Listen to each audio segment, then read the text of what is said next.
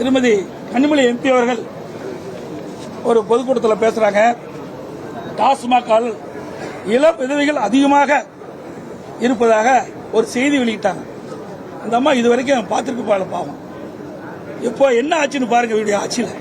அது மட்டும் இல்ல, இன்றைக்கு கள்ளக்குறிச்சியில் கள்ளச்சாராய் மறிந்து 50 பேர் இறந்திருக்கிறாங்க. பல பேர் சிகிச்சை பெற்று வராங்க. கவலைக்கிடமா இருக்காங்க. இந்த செய்தி சொல்வதற்கு கூட முதலமைச்சர் இன்னைக்கு அவையில் வரல. அப்படி என்ன இந்த முதலமைச்சர் நிர்வாகம் செய்கிறாரு? நாட்டு மக்கள் மீது அக்கறை இல்லாத ஒரு முதலமைச்சர். இன்றைக்கு மக்களுடைய உயிர் துச்சமாக மதிக்கிறார் இன்றைய முதலமைச்சர். உண்மையிலேயே மக்கள் மீது அக்கறை இருந்தால், அவர்கள் நன்மை செய்ய வேண்டும் என்றதால், தீங்கு இழக்கின்றவர்களை, குற்றம் செய்தவர்களை தண்டிக்க வேண்டும் என்ற எண்ணம் இருந்தால் அதையிலே வந்து நான் எழுதித்து பேசுகின்ற பொழுது பதில் கொடுத்திருக்க வேண்டும். ஆனா அந்த செயல்பாடுல இந்த முதலமைச்சர் செய்யல. இன்றைக்கு அவைக்கே வரல.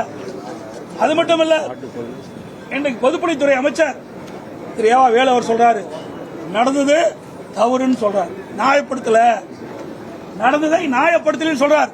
குற்றத்தை ஒப்புத்துக்கிறாங்க. ஆனா இதே போல ஏற்கனவே சம்பவம் நடைபெற்று விட்டது.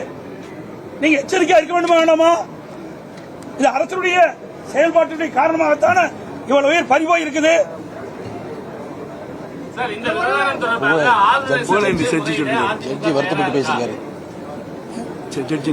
அது மட்டுமல்ல, மதுரையில் இருக்கிற ஹைகோர்ட் கிளை நீதியரசர் அவர்கள் இது குறித்து வருத்தப்பட்டு பேசியிருக்கிறார். செய்திகளை உடனுக்குடனும் துல்லியமாகவும் தெரிந்து கொள்ள சப்ஸ்கிரைப் பண்ணுங்க.